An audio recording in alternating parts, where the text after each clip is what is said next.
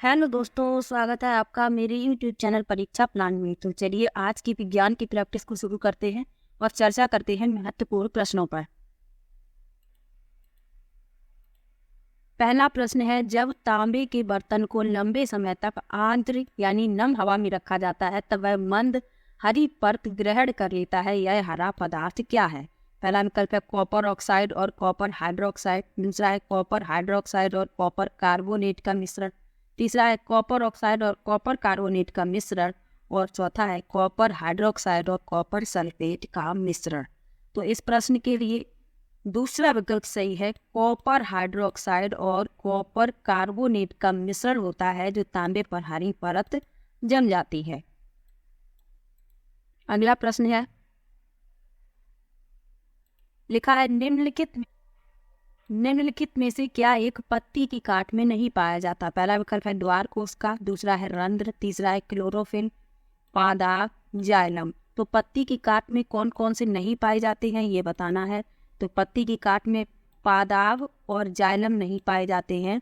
चौथा विकल्प इसमें सही है।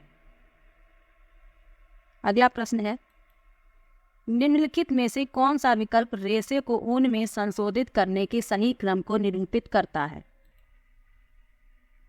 तो रेशे को ऊन में संशोधित करने के सही क्रम को बताना है। तो सही क्रम है ऊन कटाई, निर्घर्षण, घटाई, रंगाई और लोटन। दूसरा विकल्प इसमें सही है।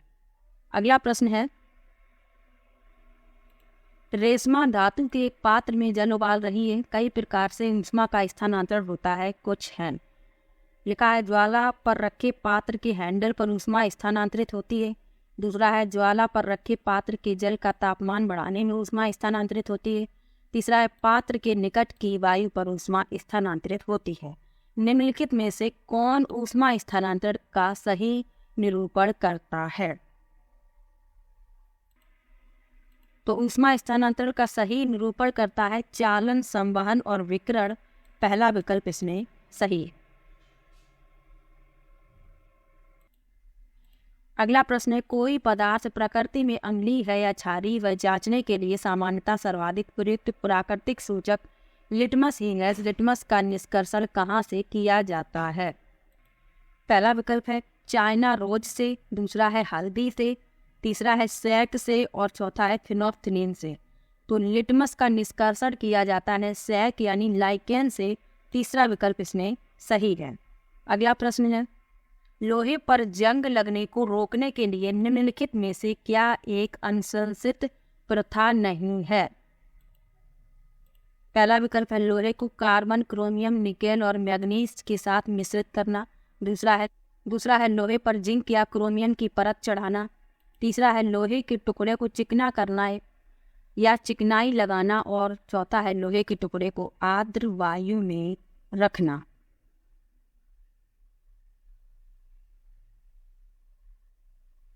तो इसमें पूछा गया है कि जंग लगने से रोकने के लिए अनुशंसित प्रथा नहीं है। तो चौथा इसमें इसका उत्तर होगा कि लोहे के टुकड़े को आर्द्र वायु में रखना, यानी आर्द्र वायु में रखेंगे तो लोहे पर जंग लग जाएगा, इसलिए ये अनुशंसित प्रथा नहीं है। अगला प्रश्न है, किसी स्थान की जलवायु के विषय में निम्नलिखित में से क्या सही है? पहला विकल्प है उस स्थान की जलवायु और मौसम समान है। दूसरा है किसी स्थान पर वायुमंडल की दिन प्रतिदिन की स्थिति जलवायु है। तीसरा है प्रतिदिन मौसम विभाग द्वारा जलवायु रिपोर्ट बनाई जाती है। और चौथा है किसी लंबी अवधि के औसत मौसम का पैटर्न जलवायु है। तो जलवायु के बारे में पूछा गया है, क्या सही है? चौथा विकल्प इसमें सही है, किसी लंबी अवधि के औसत मौसम का पैटर्न जलवायु है। अगला प्रश्न है, अरीवा ने किसी मृदा के नमूने में नमी की मात्रा परिकलन करने के लिए एक क्रियाकलाप किया। उसने 200 ग्राम मृदा ली और उसे एक अखबार पर धूप में फैला दिया। उसे 2 घंटे तक सूखने दिया। 2 घंटे के पश्चात मृदा का भार 180 ग्राम था। मृदा में नमी का प्रतिशत कितना है? तो मृदा में नमी का जो प्रतिशत है वह होगा 10%। दूसरा विकल्प इसमें सही है। अगला प्रश्न है, मानव परिसंचरण तंत्र के विषय में निम्नलिखित में से कौन सा विकल्प सही नहीं है? नहीं को ध्यान रखिएगा। पहला विकल्प है मानव हृदय एक 4 कोष्ठीय संरचना है। दूसरा है फुफ्फुस धमनी कार्बन डाइऑक्साइड समृद्ध रक्त को फेफड़ों तक ले जाती है। तीसरा है हृदय के कोष्ठों की पेशियां का लयबद्ध सिकुड़ता एवं विस्तृत होना हृदय गति है। और चौथा है ऊपरी 2 कोष्ठ निलय कहलाते हैं और निचले 2 कोष्ठ अलिंद कहलाते हैं। तो इसमें जो गलत है वह बताना है। चौथा इसमें गलत है कि ऊपरी 2 कोष्ठ निलय और निचले 2 कोष्ठ अलिंद कहलाते हैं, ये गलत है।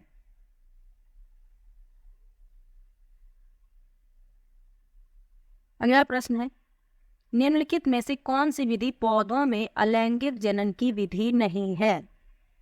पहला विकल्प है मुकुलन, दूसरा है बीजाणु निर्माण, तीसरा है परागण और चौथा है विखंडन। तो इसमें अलैंगिक जनन की विधि नहीं है वह पूछी गई है, तो वह है परागण। तीसरा विकल्प इसमें सही है। बाकी ये सभी अलैंगिक जनन की विधियां हैं, परागण अलैंगिक जनन की विधियां नहीं है, इसलिए इसका उत्तर तीसरा विकल्प है। तो परागण जो है वह लैंगिक रूप से प्रजनन की विधि है, इसलिए इसका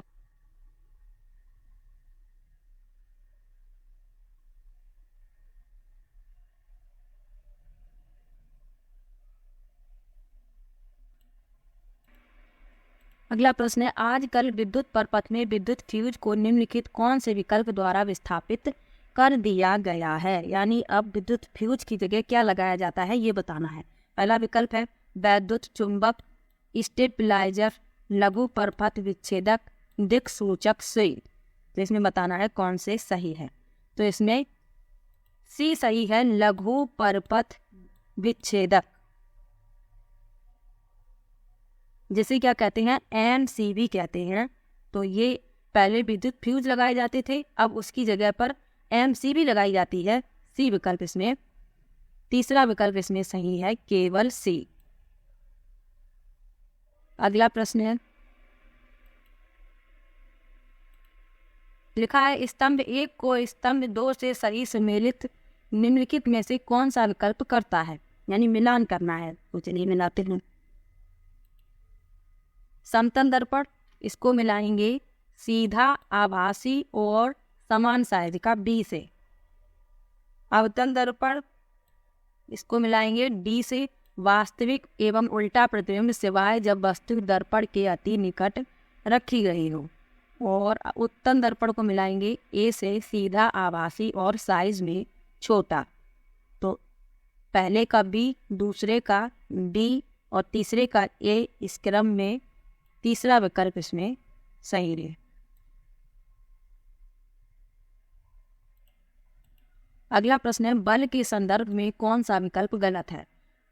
बल का परमार और दिशा दोनों होते हैं। दूसरा है किसी वस्तु पर कार्य करता बल उसका आकार बदल सकता है। तीसरा है किसी बल किसी वस्तु के संपर्क में आए बिना उस पर कार्य कर सकता है। और चौथा है किसी वस्तु पर बल तभी लगता है जब उसे धक्का दिया जाता है। तो गलत बताना है। चौथा विकल्प इसका उत्तर होगा, किसी वस्तु पर बल तभी लगता है जब उसे धक्का दिया जाता है। अगला प्रश्न है ध्वनि की उच्चता ध्वनि उत्पन्न करती कंपन के वर्ग के समानुपाती है। पहला विकल्प है आयाम, दूसरा है आवृत्ति, तीसरा है तारत्व और चौथा है समय अवधि। तो इस प्रश्न के लिए पहला विकल्प सही है, आयाम। अगला प्रश्न है दो समतल दर्पण एक दूसरे के साथ 60 अंश के कोण पर रखे गए हैं। जब किसी सिक्के को दर्पण से 4 सेंटीमीटर दूर रखा जाता है तब सिक्के के कितने प्रतिबिंब बनते हैं। पहला विकल्प है 6, दूसरा है 5, तीसरा है 4 और चौथा है 3। तो इसको सॉल्व करेंगे तो इसमें उत्तर आएगा 5, यानी दूसरा विकल्प इसमें सही है। अगला प्रश्न है निम्न में से कौन सा फास्फोरस का जल के साथ अभिक्रिया के बारे में सही है। पहला विकल्प है फास्फोरस जल के साथ अभिक्रिया नहीं करता, दूसरा है फास्फोरस ऑक्साइड बनाता है, तीसरा है फास्फोरस हाइड्रोक्साइड बनता है और चौथा है हाइड्रोजन गैस मुक्त होती है। तो इस प्रश्न के लिए पहला विकल्प सही है, फास्फोरस जल के साथ अभिक्रिया नहीं करता।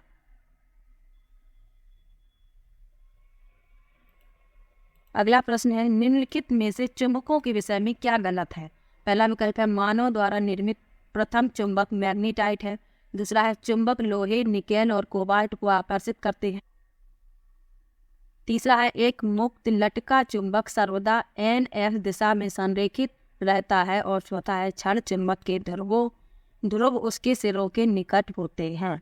तो इस प्रश्न के लिए पहला विकल्प इसका उत्तर होगा, गलत पूछा गया है।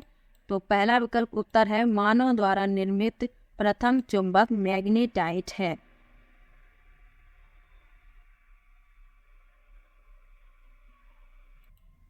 अगला प्रश्न है, मानव कर्ण के लिए श्रव्य आवृत्तियों का सन्निकट परास क्या है? पहला विकल्प है 10 से 10,000 हर्ट्ज। दूसरा है 20 से 20,000 हर्ट्ज। तीसरा है 40 से 40,000 हर्ट्ज। और चौथा है 50 से 50,000 हर्ट्ज। तो इस प्रश्न के लिए दूसरा विकल्प सही है, 20 से 20,000 हर्ट्ज। अगला प्रश्न है, निम्नलिखित कथनों A और B को पढ़िए। लिखा है जलीय पौधों की परत नली में बहुत सारे बुलबुले हैं। और B लिखा हुआ है बुलबुले पौधे ही उत्पन्न कर रहे होंगे। निम्नलिखित में से क्या सत्य है? तो इसमें जो A है वह तो इसमें A अवलोकन है और B निष्कर्ष है। पहला विकल्प इसमें सही है, क्योंकि A में अवलोकन किया जा रहा है और B में निष्कर्ष निकाला जा रहा है कि बुलबुले पौधे ही उत्पन्न कर रहे होंगे। तो वीडियो कैसा लगा कमेंट बॉक्स में जरूर बताइएगा। वीडियो को लाइक, चैनल को सब्सक्राइब करना मत भूलिएगा। और विज्ञान का टॉप 50 भी देख लीजिएगा, उसमें महत्वपूर्ण प्रश्न है।